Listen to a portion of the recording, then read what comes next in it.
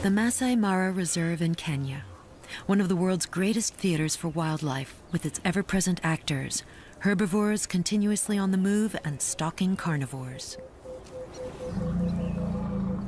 This image of the African savannah immediately springs to mind. However, the following scenes will show that the lives of animals in the savannah cannot be summed up simply by the alternative, eat or avoid being eaten.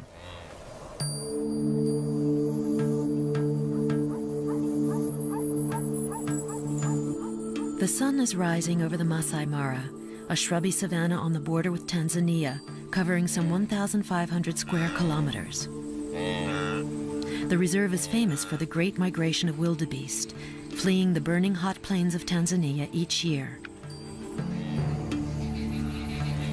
In the foreground is a pride of lions led by this couple. Surrounding them are their usual neighbors: zebra, wildebeest, elephants, impalas, giraffes. Are they just minor actors? It might appear that way, but in fact their lives are more complex than appears.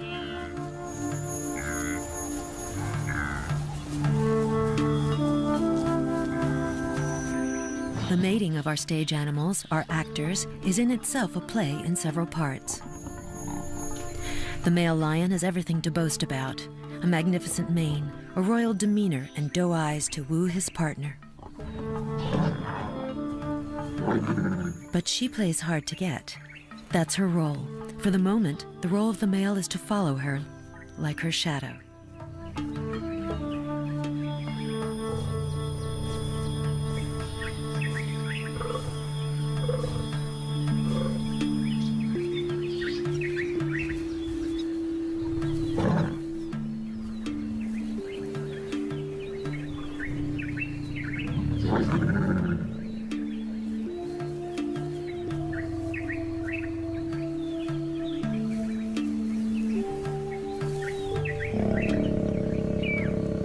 A lioness is on heat for 4 to 6 days.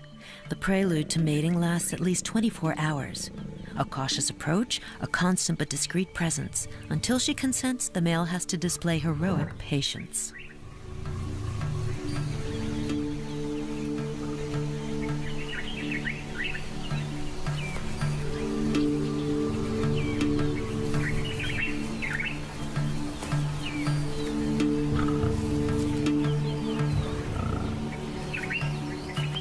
There are other males looking after the 8 females and 12 cubs or so in this pride.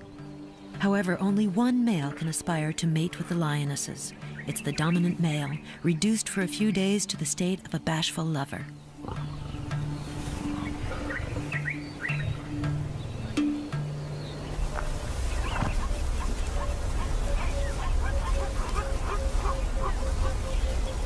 Why are there so many herbivores in the Masai Mara?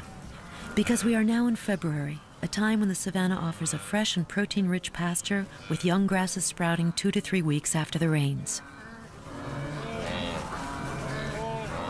Wildebeest are prepared to travel 700 kilometers from the Serengeti Plains in the south so they can feast on them.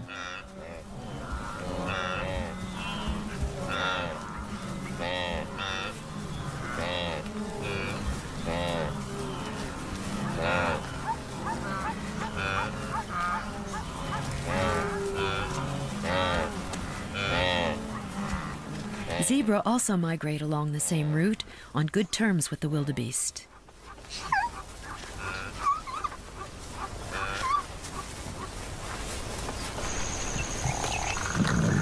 Obviously, the lions pick their prize from these herds, or rather the lionesses do, since they are the ones hunting.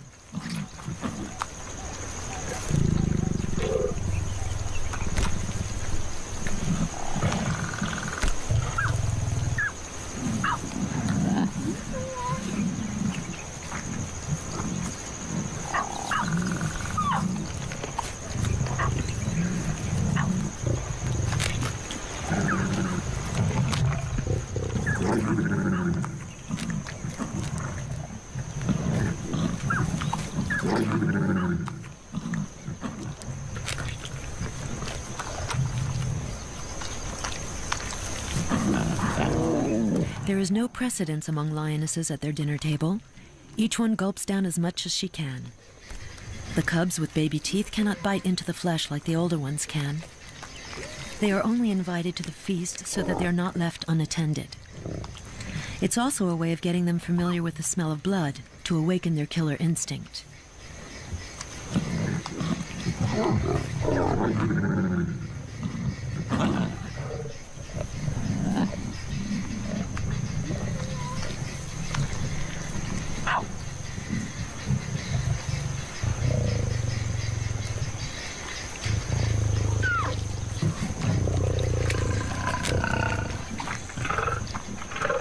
This female is the most experienced of the pride.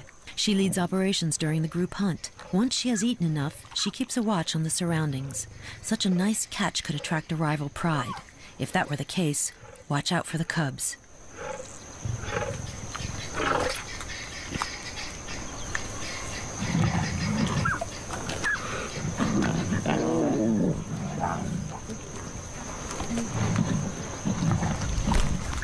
The adult females require about 5 kilograms of meat per day. The males, 7 kilograms. The cubs live off their mother's milk for the first 3 months. Afterwards, they'll have a mixed diet, a little bit of meat in addition to the milk. Complete weaning occurs around 6 months.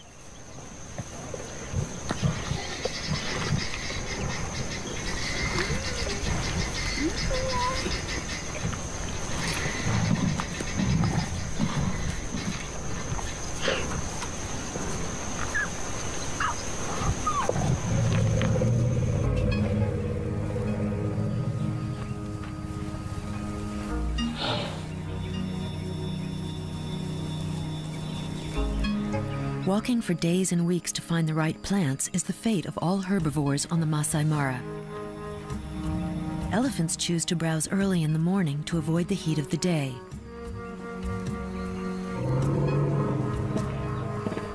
How boring for teenagers to walk for miles when playing is much more fun.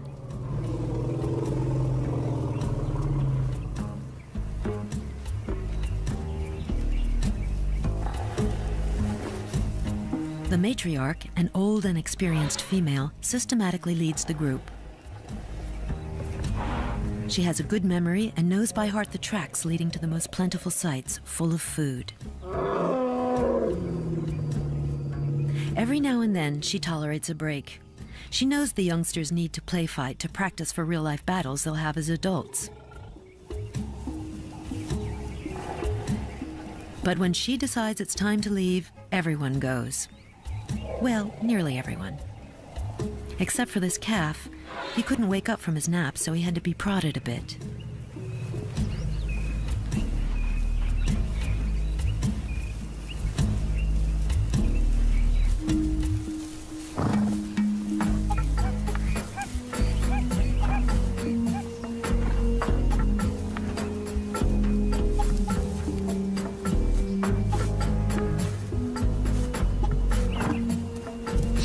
One stallion for several mares which remain loyal to him all their life. That sums up the small harems formed by Burchell's zebra. They live rather harmoniously, except for the usual squabbles. This arrangement works well as long as these various families are not intruding on each other's territories. However, during the Great Migration, promiscuity leads to violent fights between stallions, especially if the migration coincides with the rutting season.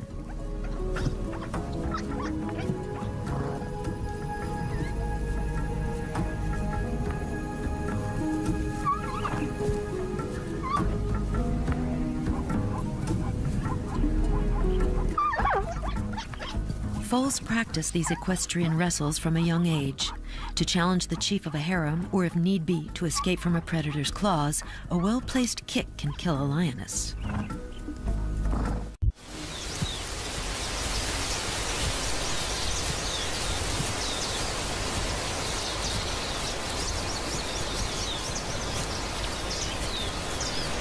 With a head at more than 5 meters off the ground, it's easy to spot dangerous predators. It's one of the advantages of this unusual morphology. Another advantage is being able to browse the leaves at the top of trees like no other herbivore can.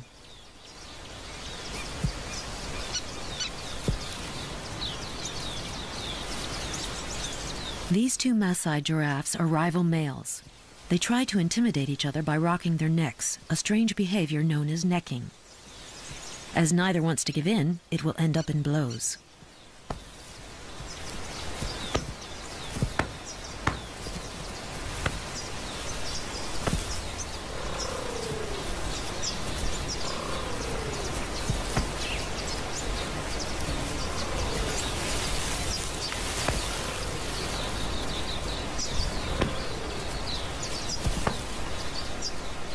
Oddly enough, the same movements in a slower and softer way are also used for courting.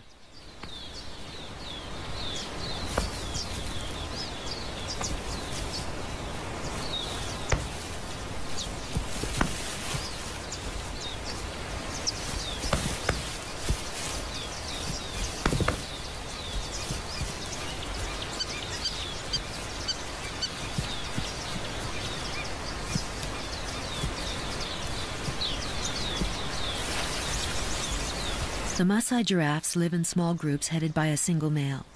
The purpose of these duels, however violent they may be, is not to injure the rival, but to establish who is the strongest, which one, when the time comes, will take over as the head bull.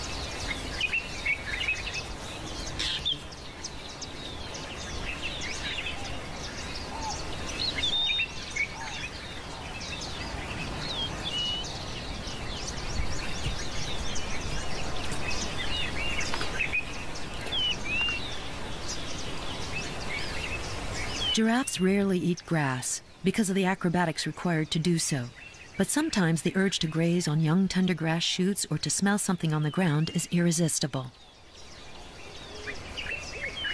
Their anatomy can force them into some amazing positions. However, evolution has enabled them to do so safely. The blood vessels in a giraffe's head are equipped with valves preventing excessive blood flow to the brain.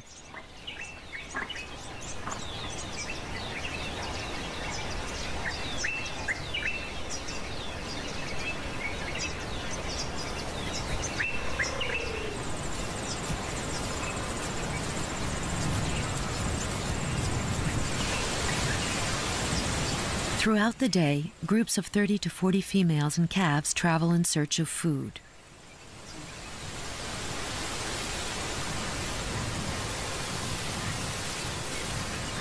The giraffe's favorite plant, the acacia tree. It provides all the vitamins they require.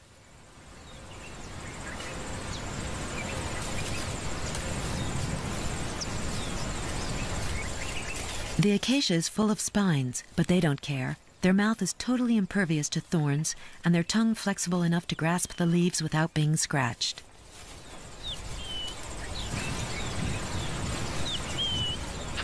The herbivores of the Masai Mara and other savannas live harmoniously together, generally having very different tastes. The grass in this clearing is the impala's favorite meal.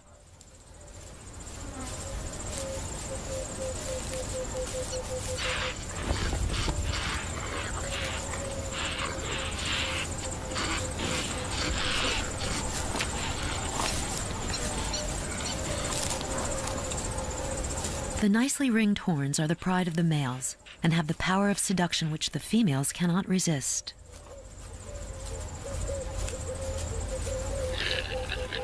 Why?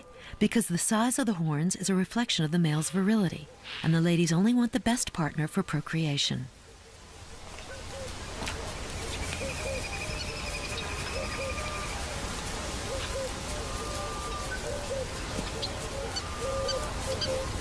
During the rutting season, the dominant ram establishes a vast territory. Females crossing this territory belong to him, and he chases away any male trying to approach them.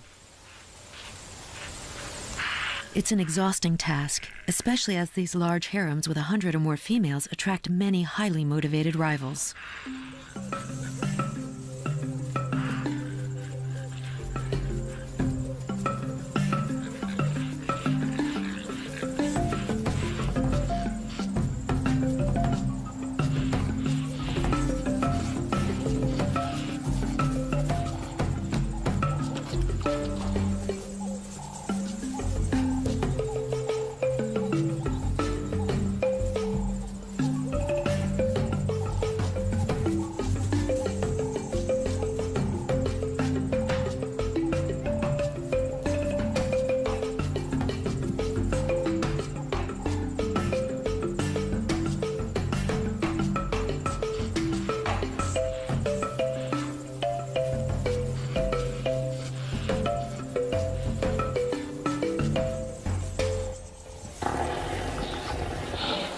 The day is getting hotter.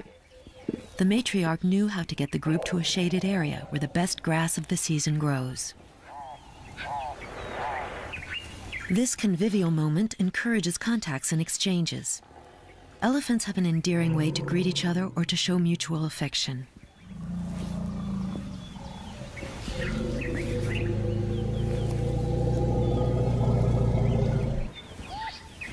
The trunk is such an extraordinary tool. It has more than 100,000 muscles, an ability to grasp, a very useful flexibility, and yet is sensitive enough to express feelings.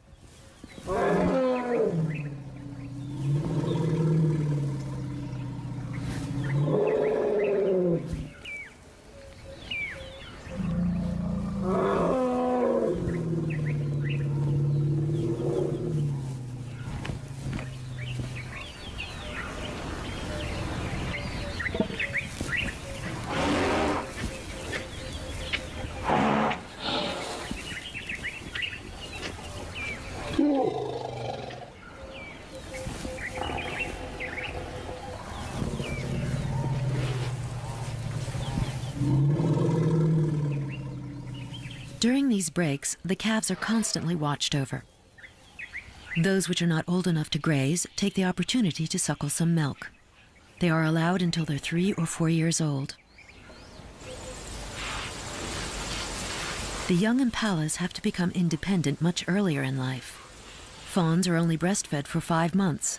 Afterwards, they have to graze like an adult. Moreover, they have to keep up with the moving herd. However, to establish their own territory, the young males will wait until they're 4 years old. This period is spent within the herd. Sometimes it's hard to hold back.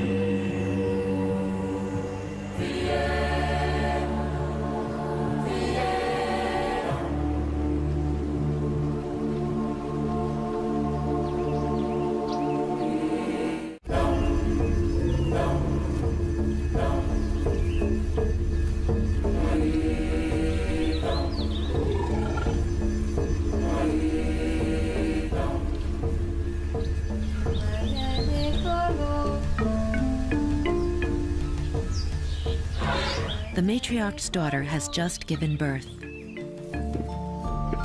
The calf is already on his feet, but not stable. And for quite a while, the mother and the other female assisting her will encourage the baby to stand up and start suckling.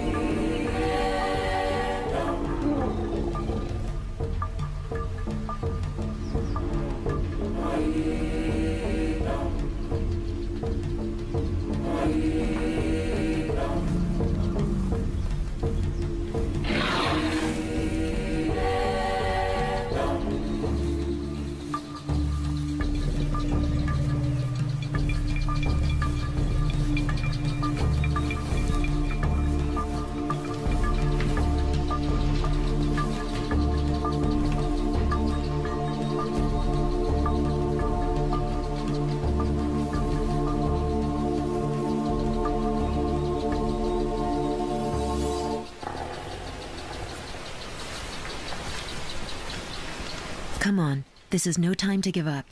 The newly born has to find his mother's teats as quickly as possible. Otherwise, he will perish.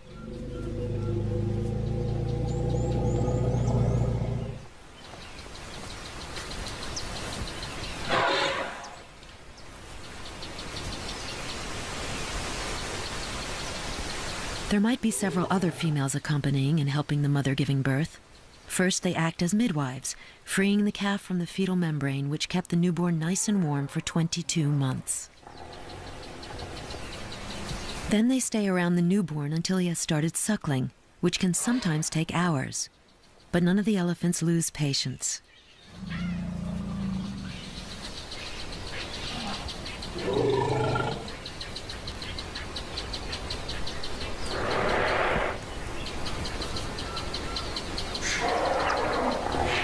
He's done it. He can now excitedly suckle away and find the strength to live.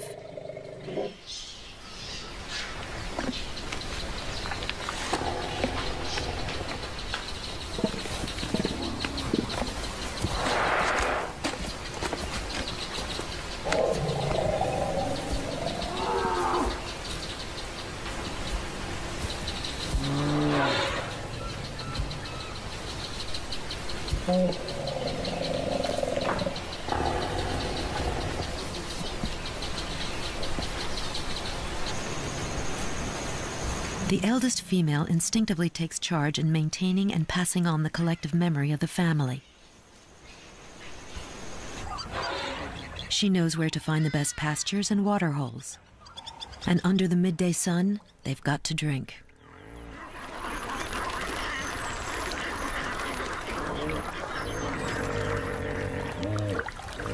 These 3 sleepy hippos are not going to prevent them from quenching their thirst.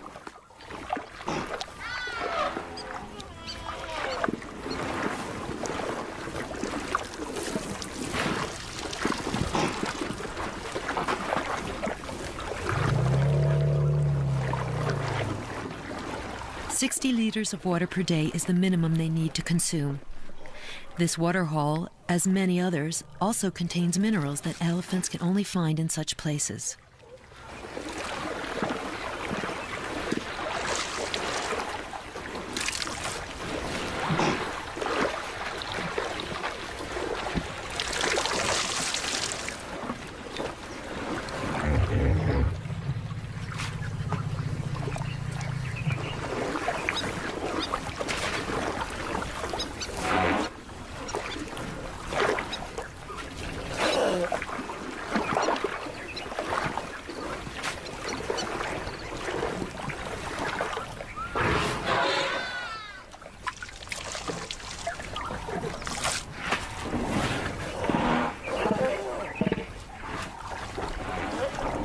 Waterholes are not only places to drink, but also meeting points where solitary bulls can renew contact with the herd and maybe mate with females.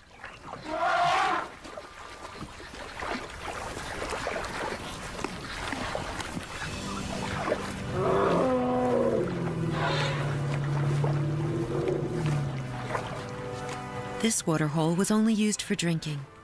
With so much duckweed, it's not an appealing bath.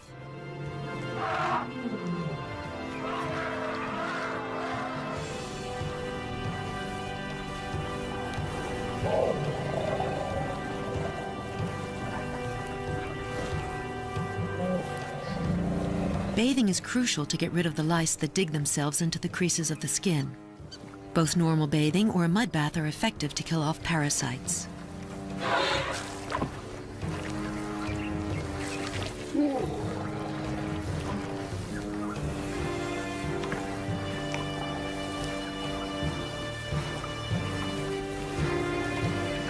The mud here is not deep enough to wallow in. Never mind, a mud shower is better than nothing.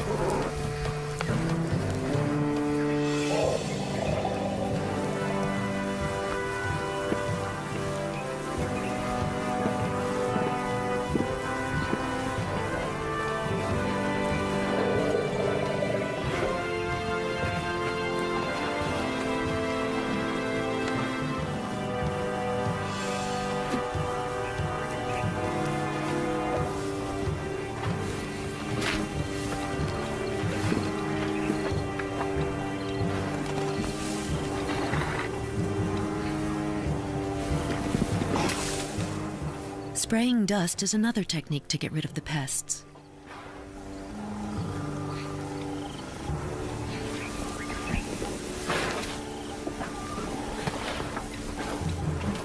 For their hygiene, the buffalo rely on the service of a professional cleaner, the oxpecker bird, happy to find food with such ease.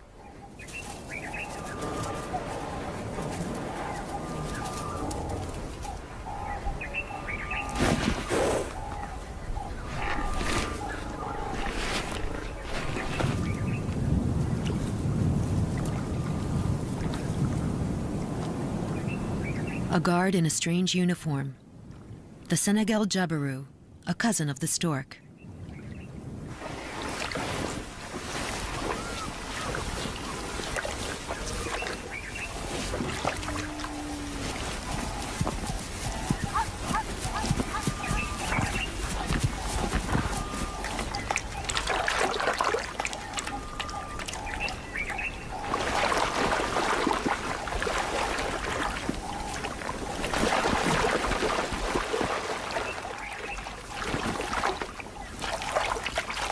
Finding something to drink is a daily obsession for all creatures in the savannah. A male zebra has more chance of attracting females if he chooses an area near a water hole. However, the very fact that it attracts so many animals makes a water hole both a source of life and death. As often, the predators are lurking nearby.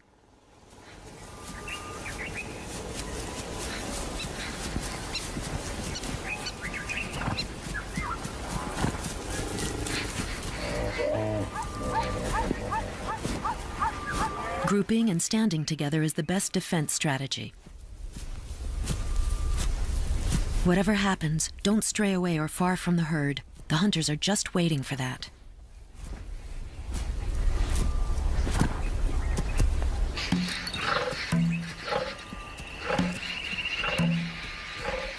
For once, the zebras panicked for nothing.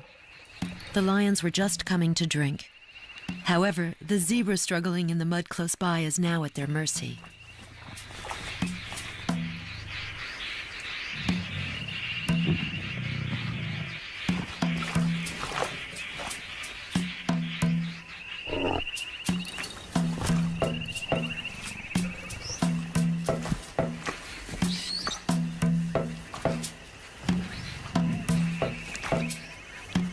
The young male is also struggling to maneuver in the mud, but unfortunately for the zebra, he is less heavily handicapped by his weight.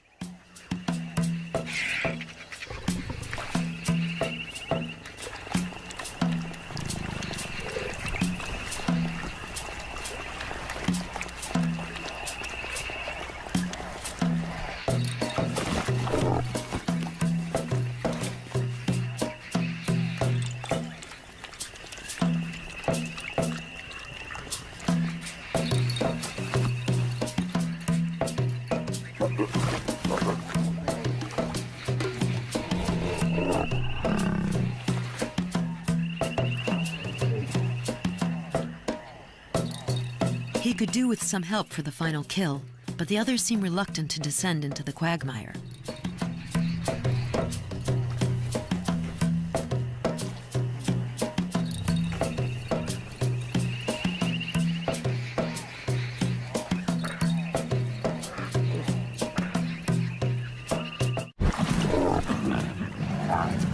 Some of the young lions prefer play fighting for the time being. They don't have much time left for carefree activities. When they reach 3, they will be expelled from the group, forced to fend for themselves and find elsewhere their own group of females.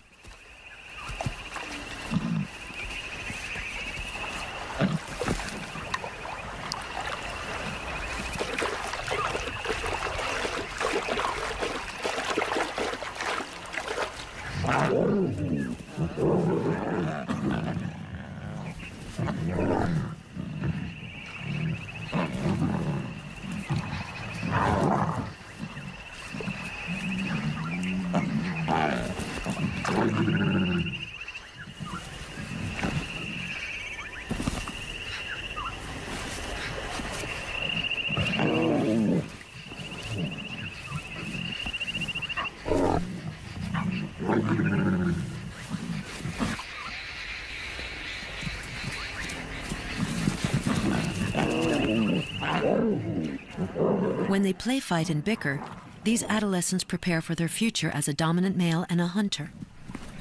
This play fighting develops their physical strength and responsiveness.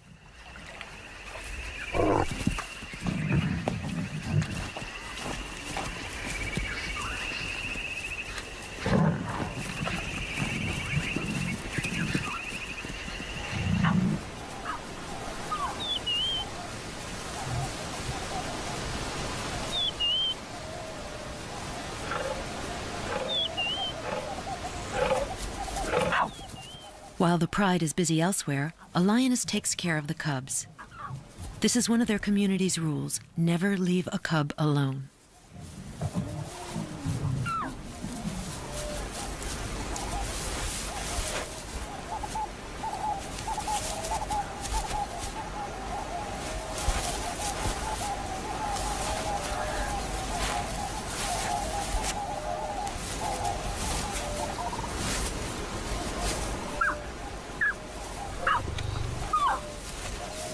Usually, the lionesses have 3 or 4 cubs in each litter and spend as much time as possible with them until their 2nd year. It is vital not only to educate them, but also to keep a close watch over them. 50% of the cubs die before the age of 1, killed by hyenas and cheetahs.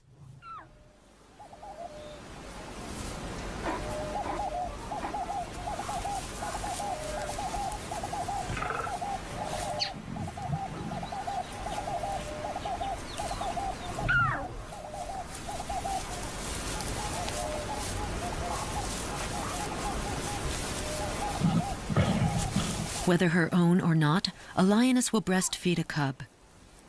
Each female in the pride is both mother, nanny, and godmother.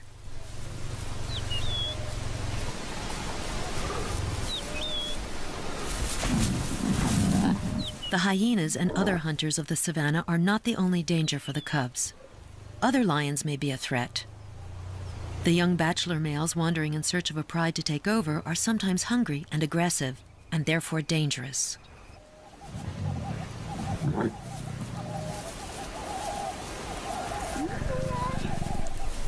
The babysitter knows it and remains vigilant.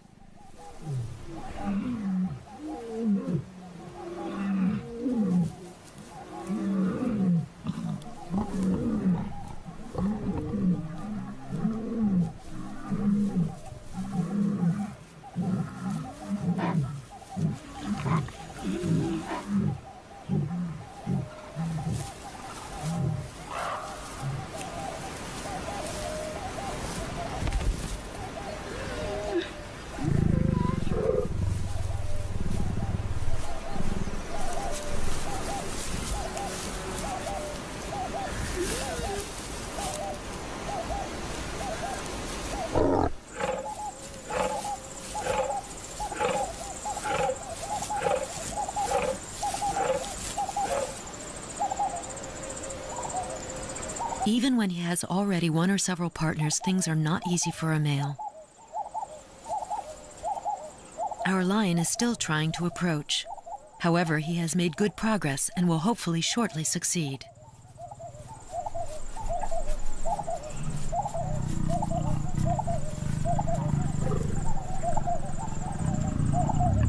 The first of some 200 copulations that will occur during their romance. From now on, there will be 1 every 15 minutes or so.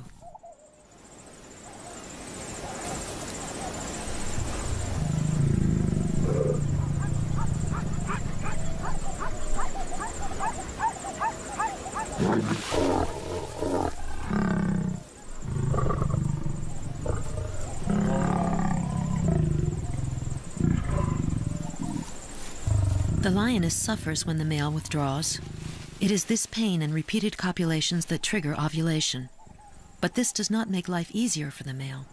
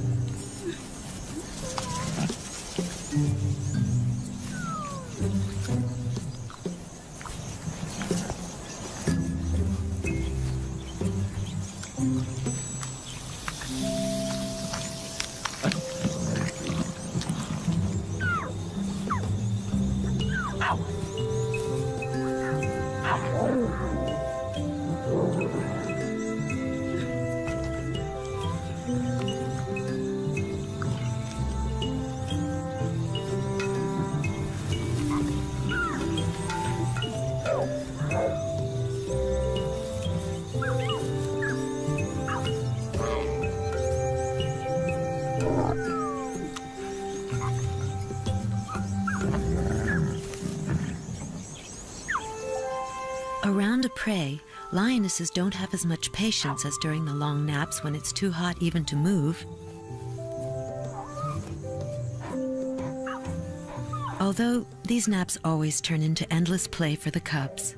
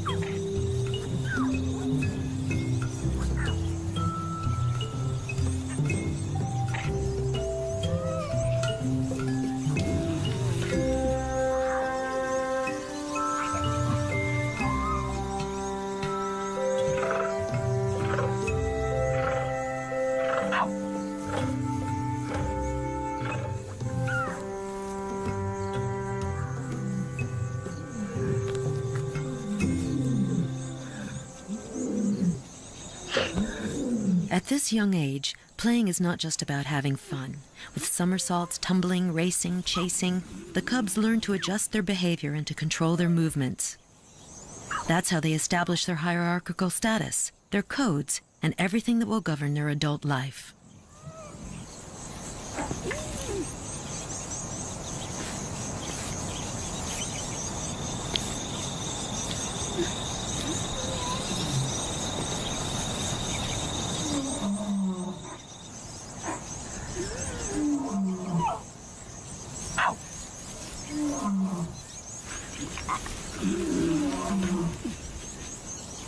The dominant male is conspicuous by his absence in these family pictures. Indeed, he hardly takes care of the cubs' education. He watches over them, but indirectly, by rejecting any intrusions of male strangers or predators in his territory.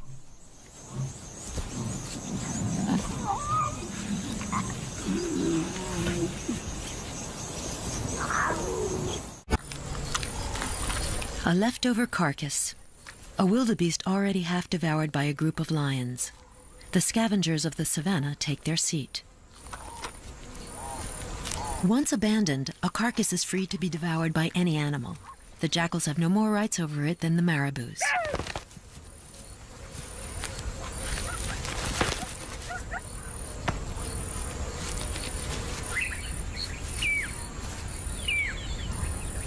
Harassed by marabous, the jackals preferred to retreat, but not without taking a magnificent trophy, the tail of the wildebeest.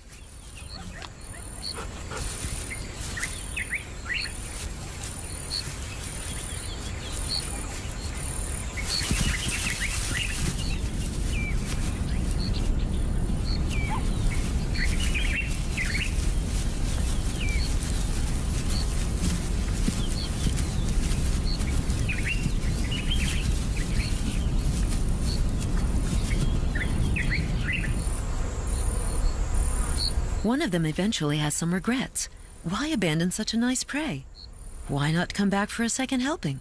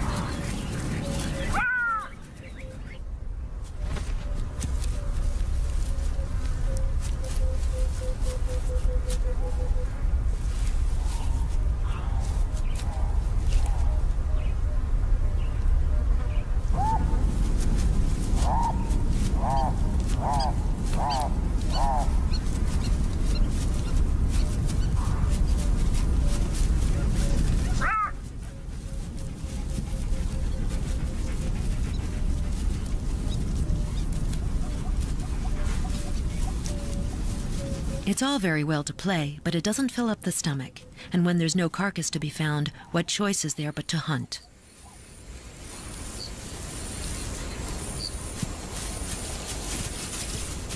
Topi, like the wildebeest, know how to use their horns and hooves when it comes to defending their young.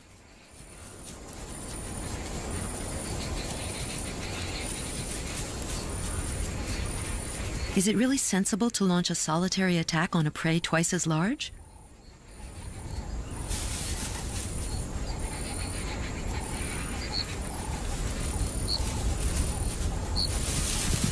It's clear more hunters should be involved, but where are the reinforcements?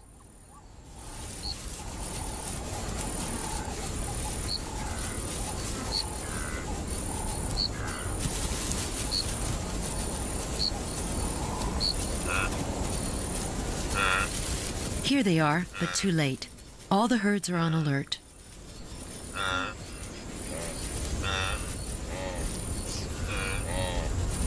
The three companions have known better days. They'll have to wait a bit longer before they can eat.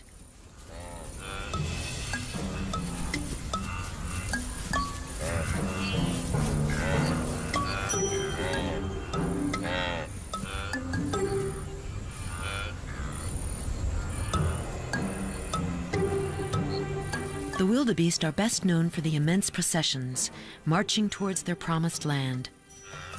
When a herd halts its march, it's for a good reason: love. Males, aged at least 3, are seeking to gather around them as many females as possible. For this, they make great mad dashes and play fights, just to attract attention.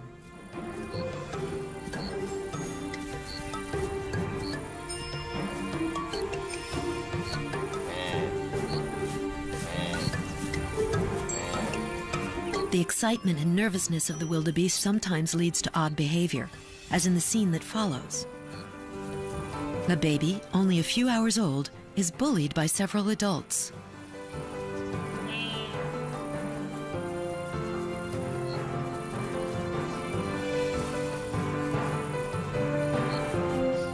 Do they want him to practice running, teaching him to flee or follow the herd without tripping up and to be ever ready? This is only a guess.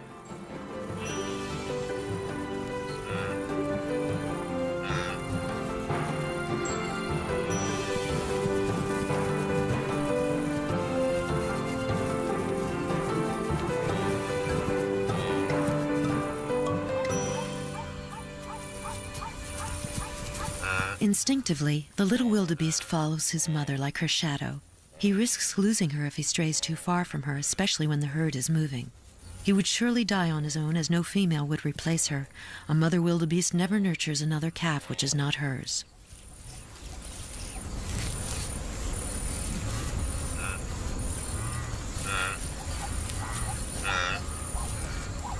The wildebeest calf is the earliest to walk of all the herbivores. He has to be ready to embark without delay in this nomadic life.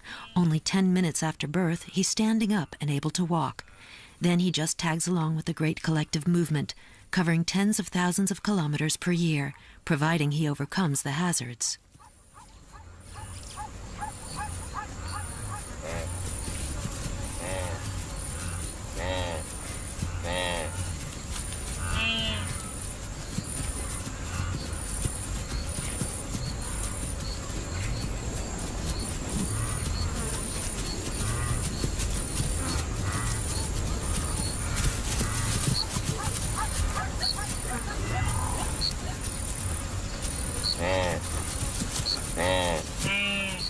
All of those who graze these grasslands, whether it be the dense herds of wildebeest or the less numerous topi and zebra, have to fear the great carnivores, all except the elephant. Our pride regularly taps into this abundance of prey, always aiming for the most vulnerable: babies, the elderly, and the infirm.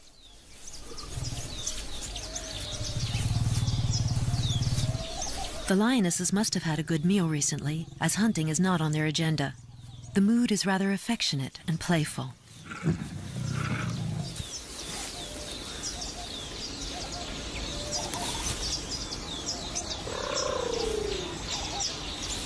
As they live quite old and spend a lot of time together looking after the youngsters, emotional relationships are essential to the lionesses.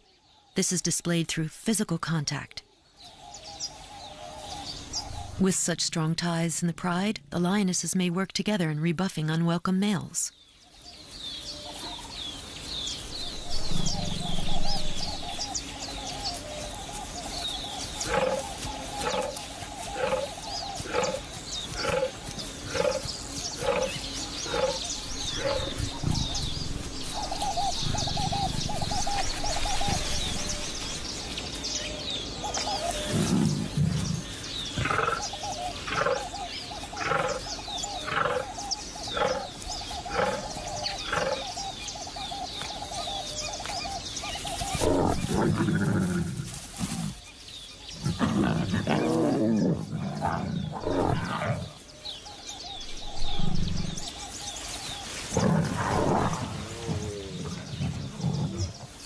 The cubs have just discovered a highly enjoyable game that reminds us of something.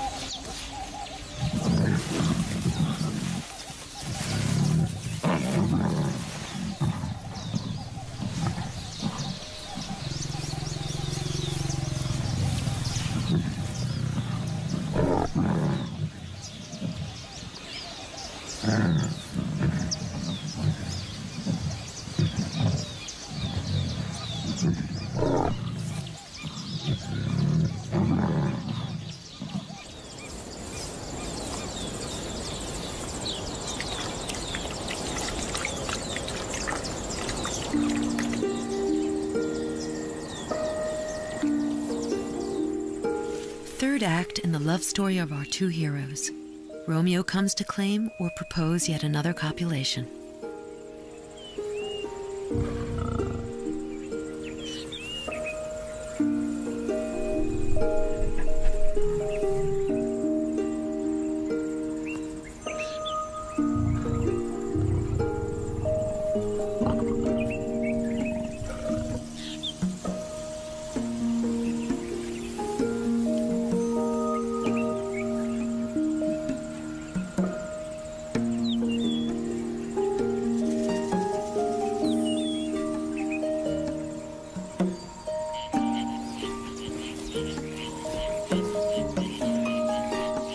The sun is going down. It's not so hot, and many animals have been waiting for this moment to go and drink.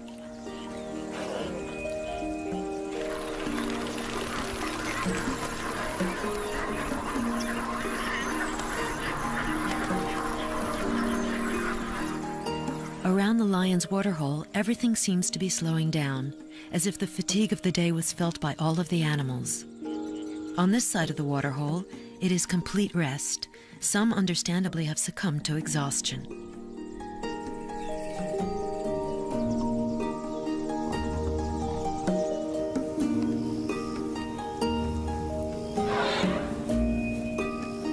The curtain will soon fall on the grand scene of the Masai Mara, the end of a show every day replayed, where the eternal wanderers and experienced hunters live out their lives. Driven by the seasons, the struggle for survival of each creature maintains a balance. This balance is the secret of Africa's wild.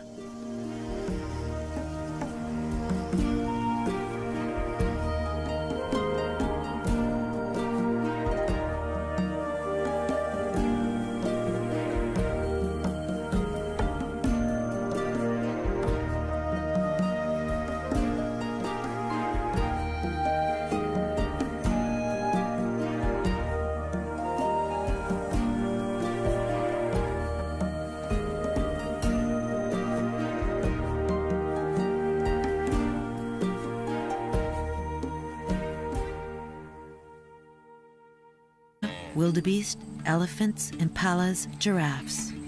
Are they just minor actors? It might appear that way, but in fact their lives are more complex than appears.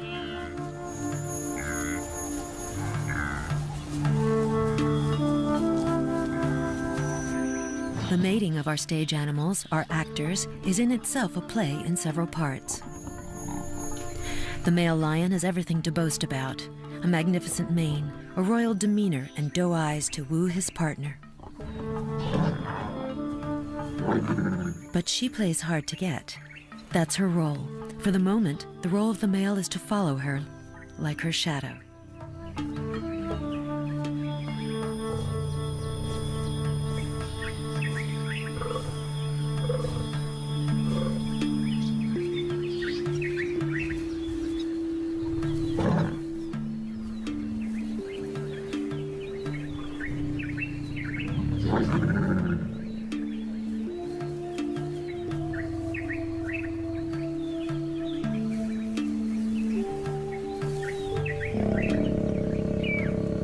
A lioness is on heat for 4 to 6 days. The prelude to mating lasts at least 24 hours. A caution.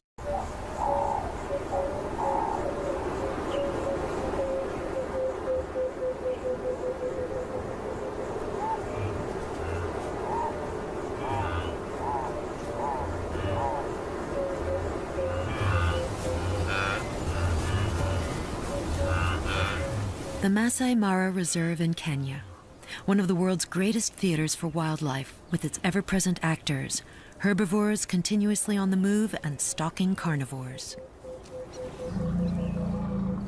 This image of the African savannah immediately springs to mind. However, the following scenes will show that the lives of animals in the savannah cannot be summed up simply by the alternative, eat or avoid being eaten.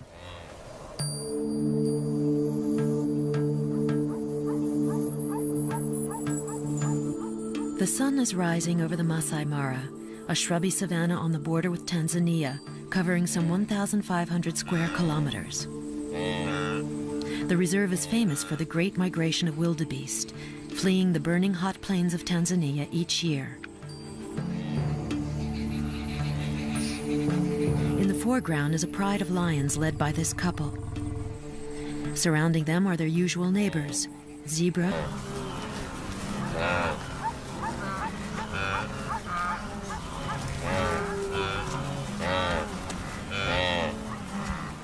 Zebra also migrate along the same route, on good terms with the wildebeest.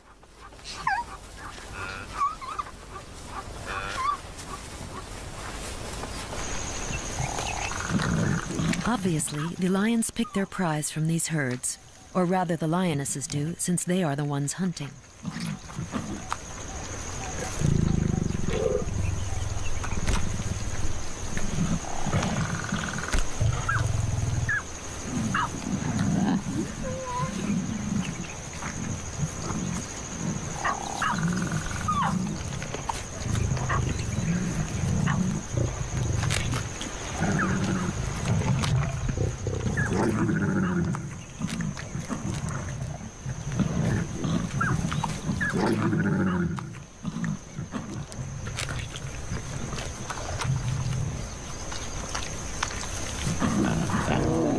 There is no precedence among lionesses at their dinner table. Each one gulps down as much as she can. The cubs with baby teeth cannot bite into the flesh like the older ones can. They are only invited to the feast so that they are not left unattended. It's also a way of getting them familiar with the smell of blood to awaken their killer instinct.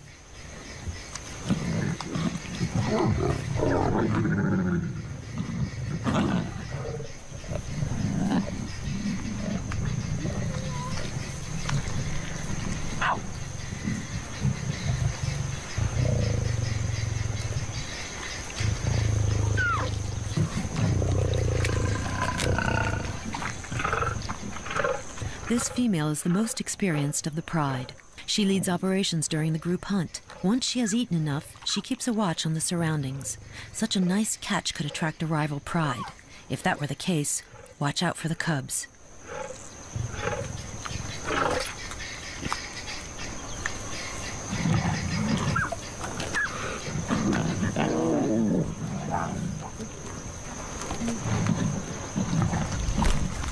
The adult females require about 5 kilograms of meat per day.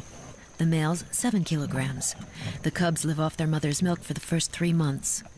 Afterwards, they'll have a mixed diet, a little bit of meat in addition to the milk. Complete weaning occurs around 6 months. Just approach, a constant but discreet presence. Until she consents, the male has to display heroic patience.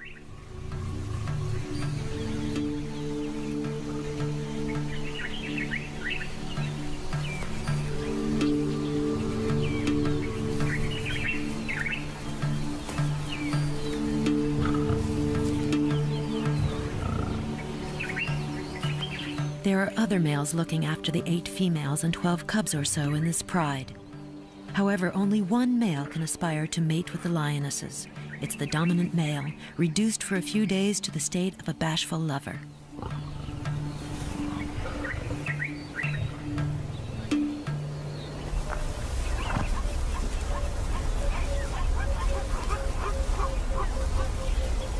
Why are there so many herbivores in the Masai Mara?